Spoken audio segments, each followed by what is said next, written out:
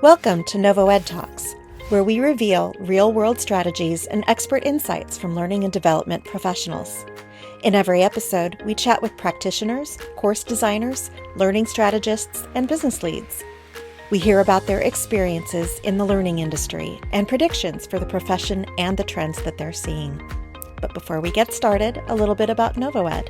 Founded at Stanford's Social Algorithms Lab in 2012, NovoEd is a people-centric, capability-building platform that combines social and collaborative learning to drive performance readiness at scale. Through cohort-based experiences centered around human interaction, NovoEd taps into collective wisdom, placing each learner at the center of perspective, application, and expertise. Large enterprises such as 3M, GE, Marriott International, and Nestle partner with NovoEd to accelerate their critical initiatives, reconnect teams, and achieve rapid alignment through learning that is felt, experienced, and swiftly transformed into impact. Now, let's meet our guest for today's episode. Hello, everyone, and welcome to the NovoEDTalks podcast, a space for training trailblazers to get real. My name is Melissa Fisk. I'm the producer of the NovoEDTalks podcast, and today I am joined by Krieger, who is the Senior Director of Talent Learning and Development at Hearst Corporation. Morris is the global HR and talent development leader with a track record of designing innovative, data-driven people strategies that align with business goals and drive growth. She's passionate about building inclusive, high-impact workplaces and coaching teams to achieve their full potential. Morris, it is a pleasure to have you on the podcast today. Welcome. Thank you, Melissa. Thank you for having me. Yeah, absolutely. Well, why don't you start by just kind of introducing yourself, your role, and your company? Well, you already started the introduction, so thank you for that. As you said, I'm Senior Director of Learning and Development at Hearst Corporation.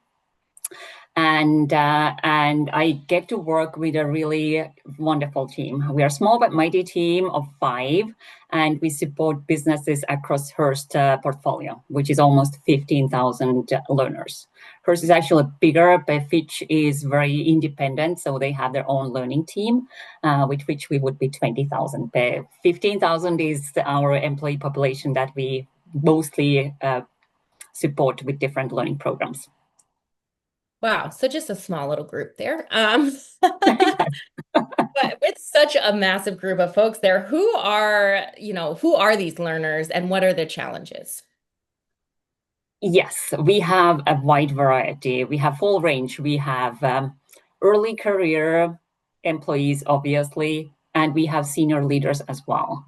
And as we have very different industries in Hearst portfolio, then these learners represent different industries. We have media, obviously, but we also have healthcare technology, transportation technology, we have investment arms. So we have very, very different industries. So obviously the challenges are very unique and very complex and different. So we are trying to do our best to build the programs that are scalable, but still feel customized to certain functions and groups and businesses. Yeah, I bet that's no easy feat. How do you kind of approach some of those, bigger workforce development challenges where you're targeting like those different groups? Do you have like different teams that focus on different groups and focus on different strategies, or how do you all approach that? Well, we don't have the luxury actually at the group level to specialize. So we are all hands on deck. The small but mighty team is coming up with the strategy and designing and building and delivering these programs mostly. Also, we use external vendors for facilitation. Yeah. So, for example, last year, our huge enterprise-wide program was generative AI upskilling. That started on the business side. It was the CEO and president's mandate, and it was really the business need. We have a fantastic and fabulous chief AI strategist, and he felt that not enough people are coming to him and using his expertise for the business ideas or the product ideas that he could support. So the main goal was to move the needle, to get people more comfortable with generative AI, get people to use our internal ChatGPT, we call it Hearst GPT, and really get people to come up with innovative ideas, how to use generative AI in our products and solutions.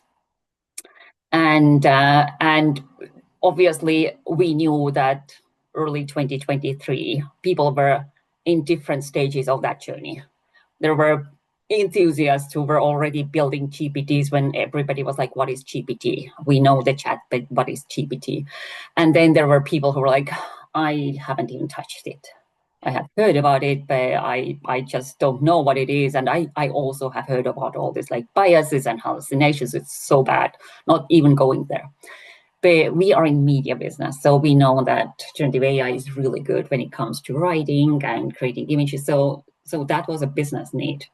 And we had a cross-functional team, core team that was designing the program. So that was like how to make it scalable. We understood that people are in different stages and the use cases are different. So we customized for the functions and worked with subject matter experts. We knew that we had to move really fast. Our chief AI strategist made very clear that if we are not moving fast, we need to redo the whole content in the middle of the program. So we started early February. The first MVP was ready end of February. We were getting first feedback from sales leaders. We were like, okay, we are on right track. So let's build the core program, work with the communication, work with HR people to make sure that we have the right data from their businesses who need to be involved and invited to the learning, because the deskless workers obviously don't need it. And the leaders already had their white glove, very fancy treatment and program. So we are not asking them. And we also made sure that people who knew a lot about generative AI, we had the test outputs. We're like, you can take this test, 10 questions. If you get everything right, you don't need to come to the learning. And then we were like, we need a partner for facilitation, because that will be a live instructor-led training so that people can ask questions. And we also recorded the videos, the demo of how to use our internal tool and how to use these GPTs already to get people excited what's coming. So we launched early May, and within 3.5 months, 107 sessions, 16 different functional customizations, we wrapped up late August. Wow. That was like how you scale and move fast and customize things. So that was our success story, and the outcomes were also very impressive, because by September, the usage of internal tool had grown by 175%. Yeah, wow. We had our own generative AI microsite with a lot of information resources. Traffic has gone up by 84%. Wow. We invited people to join the generative AI champion group. We had 350 people who had raised their hand and said, we want to be in this group and want to lead this initiative in our businesses. We had 500 active users for the enterprise ChatGPT license. We had very few at the beginning. And the business income, the conversations about the product ideas went up by 200%. We are very proud about it, but just take it with a grain of salt, because we didn't have hundreds of conversations going on. That was obviously the reason why we started the program. But that number going up by 200%, and then the chief AI strategist being really happy with the outcome, and he is not someone who is easy to please.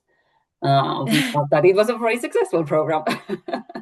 Yeah, no, that's incredible. And what a great story to kind of talk about some of the bigger workforce development challenges that you are facing in real time. Obviously, the biggest one of that is kind of how rapidly things are evolving and like trying to stay on top of that. But kudos to you and your team for being small and very, very mighty and being able to kind of move through that. Looking at like kind of, per things evolving so rapidly, the skill sets needed for success are constantly continuing to shift. What strategies does your team use to ensure that your workforce remains kind of adaptable and prepared? The example you just gave was a great example of an initiative that you're doing to do that. But do you have any kind of like, ways that in general you stay on top of that? Oh, absolutely. Because we strongly believe that technology is not the only skill that people need. We feel that there is a healthy balance. Yes, people need to upskill in generative AI, but there are always these practical evergreen power skills. We like to call them power skills or human skills. I don't call them soft skills. There is nothing soft about soft skills, honestly. Yes. But the power skills, everybody wants to learn how to be a better collaborator, the team player, because everything happens in teams. Everybody wants to know how to be better communicator, because you have to communicate your ideas. The leaders really want to understand how to lead their teams in this new environment that is hybrid, multi-generational, like higher expectations for feedback and personalization. So these are the evergreen skills, and we feel that these are important as well. So we did the generative AI program last year, and then we handed it off to our tech academy, which is another really great learning enablement team for the tech skills. We were like, this sounds like techie, you take it. And we are now focusing on the power skills. So we started already, I think, in Q3 last year, designing and co-creating together with the business learning and development leaders. Because we're like, you're close to the business, you know what the pain points are, what's happening, what's shifting. You bring the needs to our team. And you also tell us what concepts are relevant in your businesses. And we are really trying to put together a program that is like scalable enough, but still you feel that you had your way in and your people feel that this is customized for your organization. Absolutely. So that was like the co-creation and having like cross-functional, cross-business teams and working with subject matter experts. That's how we are thinking that we make things relevant and timely. Yeah, absolutely. And I was just going to say that kind of gets into my next question is how does your team assess and address skills gaps? Obviously, you're going to these team leaders for these things. But are there other kind of ways you assess skills gaps and address them in order to keep everyone kind of like agile and able to adapt? Well, we don't have a skills architecture, so we are not that far away. But we definitely listen what's happening in the business and what they are saying, what comes back from the employee engagement survey. Unfortunately, we are still like very siloed, so we don't have one employee engagement survey that we could combine with our learning data and see the correlations that are the leaders who are taking the training actually better leaders? Is the employee engagement data better for them? Are their teams more productive, or do they have lower less problems with people leaving the team? We don't have that, but we still ask from the L&D leaders. We're like, what are the problems? What are you seeing from the employee engagement survey? What are your executives telling you? What needs to happen? We also look at the data. I know that the looking at the completion data is like the table stakes, but it is still lagging indicator. Are people signing up, and what are more popular courses? If people are not coming, should we take it away? Should we communicate it better? Should we tweak the content? What should we do to make it actually relevant and helpful for our learners? Yeah, absolutely. So along those same lines, do you have any kind of besides the completion rates, and getting this anecdotal feedback from, the leaders of the teams, do you have any other kind of core KPIs that you measure? This is always a tricky question because again, it doesn't paint necessarily the whole full picture, but you've got to have some data. Yes, we are trying to gather as much data as possible. Yeah. Honestly, even if not all the learners are even on the one platform. So we have our weird workarounds with forms, enrollment forms, and building the data together. And now we're working with our Power Automation team to make sure that everything gets automated and easier and scalable from the operations side. But yes, we are looking at the enrollment data. We are looking at the completion data. We are looking at the feedback scores. We are looking at the qualitative data, what people are giving back. We are one of the things that we really think that the e-learning is past peak, maybe, because people are just not going to sign up for e-learning. We have been trying to build the learning pathways, but it's still so difficult to get people to get engaged with e-learning, or maybe we just don't have the right content. So we really need to dive into that. Then for generative AI, we had the business metrics that was super helpful. We launched the AI coaching platform in February. we are tracking that data. People who are signing up, return, the percentage of return users, not percentage, but number of active users, how many chats are they having, what are the most popular topics. Over 1 quarter, we increased the user number by 64%. We have NPS score of 88, which is fantastic. So we feel that this is a really great tool. We are really trying to figure out like what's working, what's not working. Yeah. Yeah, that's great. I mean, it's so good. You're doing the right thing, right? Where you're getting all of these great data points, but still having like the anecdotal conversations, like you mentioned earlier, from like the business leaders, so that you're really in tune with those different segments, which is great. My next question you kind of answered at the beginning, but I'm wondering if maybe you have another example of a successful case study of an L&D initiative that you can point to and say like this has been incredibly successful and it impacted overall like employee performance in the organization. It's too early to say because we launched both the Learning 2025, the Power Skills catalog in January, and AI Coach Nadia end of February. But these initiatives are on track. So we have delivered probably 75 sessions for live learning for the Power Skills. Thousands of learners have signed up and taken the courses. And as I said, we launched AI Coach Nadia in February, and we have already 800 users, 500 active users who keep going back and getting the benefit of the like continuous coaching. NPS score is 88. People who are using it are recommending to other leaders. So we are getting these one-off asks that, can I get the license, please? How can I access this wonderful tool? And we see that also these both programs are successful on their own. We see how they actually could be blended together and be even more impactful because the learners are overwhelmed, especially the managers. So we're launching AI coaching to all managers in September during our Celebrate Learning Week, which is another very, very successful initiative. We had it in February. We had so many people coming, people who attended actually signing up more for learning because they saw how great it was. So we have another one in September, and then we do the launch for all managers. And we are already changing the content for the manager live learning, which is very funny because we launched it in January. And now we are already embedding Nadia into the live learning because we can send people to practice the skills in safe environment, the role play with a coach, and then we can send nudges after the learning from the platform. So it will be really like in the flow of work. Yes. Wow. I feel like this is just such an inspiring conversation. Your team is doing so much. You're adapting so quickly. You're doing what I feel like every L&D team wants to be doing. So I know our listeners are going to be loving this conversation. Thank you. We sometimes feel like, should we give it more time actually to make changes? But we're like, yeah, it seems to be working.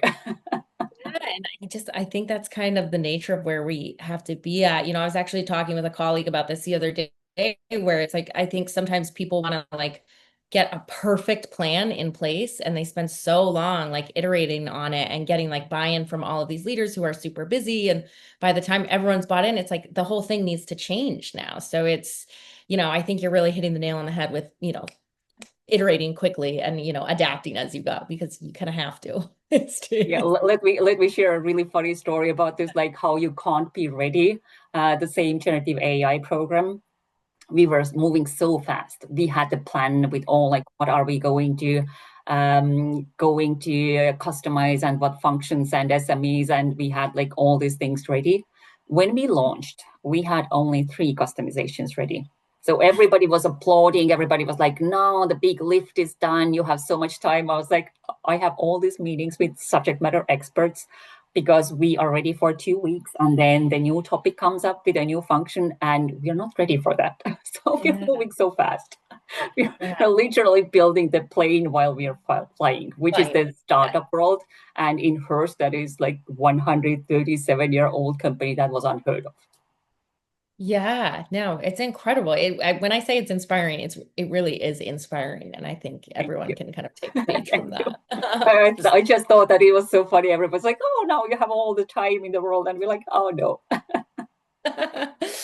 It's amazing. Obviously, you're relying on a lot of different technology in these programs, but what role does technology play, for you in general for these programs? And like, are there specific tools and platforms that you really need to rely on to enhance your kind of experiences for the employees? Absolutely. We couldn't do what we have been doing, honestly, without technology. Because Sure. also the design for the generative AI program was very like agile and iterative. The system that was supporting it, our LMS, was very buttoned up because we were assigning people to their functional trainings to make sure that they find the right session. So we had to have the data like all corrected and reviewed. We had the groups, the functional groups assigned. We had to get the data to report back to the businesses, and we did the reporting every 2 weeks. We're like, here are your enrollments, here are your completions, here are the groups that are lagging, here are the groups that are doing really well, like top 5, like bottom 5. So without LMS, you can't do that, honestly. Mm. We also support the informal learning with mentorship program. We have mentorship platform because also our like Hearst is the portfolio of businesses. Even our businesses are portfolio businesses, and they have in their portfolio probably a couple of thousand employees at least. So you can't mix and match the mentees and mentors. So you need technology that is supporting that. Yeah. Not to mention AI coaching, like the platform that is built for this one thing, is doing this one thing beautifully, is available 24/7, is trained based on the coaching frameworks and has all this information in the memory. We were sending our learning frameworks into the company. We were like, can we build that into the memory? They were like, no problem, we will do that. So Wow. the technology really allows us to personalize the offerings and move Yeah. fast and be flexible. Because honestly, the one size fits all has never worked. We just didn't have the technology To that do would it, right? enable us to be more customization and doing customization and helping people to get the timely and relevant content. That's incredible. Thinking just kind of about the industry in general, obviously the last 5 years, crazy changes. But what are some of the key takeaways that you've seen in the L&D and like kind of mentoring space? I think one thing is clearly the personalization. We have Yeah. been living in the Netflix world for too long. Everybody's like, where is my specific thing? I don't need the checkbox offering. I need something that is helping me right now in my current role and preparing me for the future career. So Mhm. that is one of the things that is like absolute must. And that's why we are so into the technology tools and what can we use and how can we use it and how can we make the experience better. Another thing is that learning used to be looked more like a support function. I have never thought about it that way because I have been working in HR leader, you're part of the executive team, you're always thinking like executive, the performance Yeah. consulting. And you're like, this is not support function. This is a business driver. And now it really gets this recognition that you are the business driver. After the generative AI experience, our chief technology officer really wants to work with our team. He's like, your team is great. Can I work with you? So I'm Yeah. working with him on the product strategy program that we will launch in September. He also wanted us to do the next session for OpenAI, and we felt that this was like too standardized. And we're like, well, Tech Academy can take that, and they will be very successful and great with that. So let us focus on the power skills now. Yeah. Yeah. Wow. Yeah, I can see why. I mean, who wouldn't want to work with your team? I feel like the energy that's coming out of this conversation is just exceptional. On the flip side of that question, if like personalization is really the thing that's come, one of the things that's come out of the past 5 years, as you're looking ahead to the next 5 years, especially like with technology, like what do you really see changing in the next 5 years, or what do you think we'll see come about? Well, I think by now you have heard so many times the generative AI. So we are really leaning into AI Yeah. because we think that there is a huge potential. As I said, embedding AI coaching into live learning is super helpful and impactful. So that helps us to actually like embed learning into the flow of work because it's available there. We did a focus group with managers. We were like, where are you going when you need to learn something? They're like, if it's not compliance training, I go and Google things. Yeah. Yeah. And I was like, now we have Naya with a actual like content and knowledge base from our learning content. So this is Yeah. so much better. So we believe that the AI is definitely something that will make learning so much more impactful. Yeah. And another thing is we are rethinking the whole learning. As I said, we started with a catalog and like standalone courses, and now we are really thinking how to build a program and build the programs and tools together so that it is contextual, it's continuous, and just in time. That's what our learners are expecting. Yeah, yeah, absolutely. Um, yeah, that's so great. I think there's so many things to come that like we don't even know. We can't even fully wrap our heads around it yet, but No, it's no. huge, and it's going to AI, shift yeah, everything. yeah, Like fundamentally. Like even, I mean, we talk about this like in marketing a lot, like what you just mentioned too, where it's like Googling for something versus going to like chat GPT or a GPT of some sort and like how like forever it's been just Google it for yeah, the last 20, 30 years, whatever it's been now, just Google it, and that I think that phrase is the idea of that phrase going away and like shifting to something else or just like the behavior around that is like a very monumental thing, I think, and obviously touches everything, not just L&D. So I think yeah. that's very spot on. Maris, to close on a positive note, what is, not that this all hasn't been positive, but a fun little send off, if you will. What is the most important lesson that you've learned on your journey that you would pass along to someone just starting out on theirs? The most important lesson learned, and I'm glad that I learned it really early on when I started my journey in HR, is that you're never solving for a HR problem or learning problem. You're solving for the business problem. So Mm, it's really important to build the partnership with the business, listen really deeply, go deep down, find the root cause, what the problem is, not trying to do the band-aid solution or be the order taker. I have always problems with being order taker. So yeah, that's why the performance consulting concept works so well for me. And I love it because I can have a conversation with business and at the end of the conversation, I might say, actually, this is not a learning problem. It yeah. might be staffing problem. It might be compensation problem. It might be Mhm. a leadership problem. When you have fixed all these things, come back and we were talking about the learning. And then you tell me about the full process. And then we are focusing and targeting the phase or the stage of the process that needs to be fixed or upskilled. So that's really one lesson learned. And another one is you heard me like we are agile, we are iterating. So be bold. Don't be afraid to experiment because if you want to innovate and transform, then you can't take this very careful steps and be very cautious because otherwise it's just like band-aiding and iterating or improving a little bit. But if you really want to innovate, be curious, be courageous, don't be afraid of experimenting and you will fail sometimes, but something really interesting might come out of that and you're just going to have more fun. Yeah, absolutely. Bottom line, right? Ultimately, it's just going to make for a more interesting story and you're going to have more fun doing it. So why not? I love that. That's my lesson learned. It might not work for everybody, but this Yeah. is how I have built my career and I had really a lot of fun.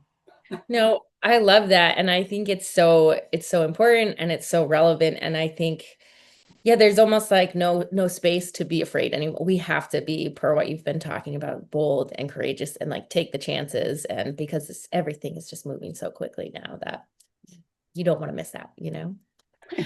Well, Maris, thank you so much for joining us today on the NovoEd Talks. It was absolutely a pleasure to have you here. Thank you, Melissa. Thank you for inviting me. That was a fantastic conversation. Great questions. Oh, Thank you. Thank you so much. And thank you to our listeners for tuning in to another episode. Thank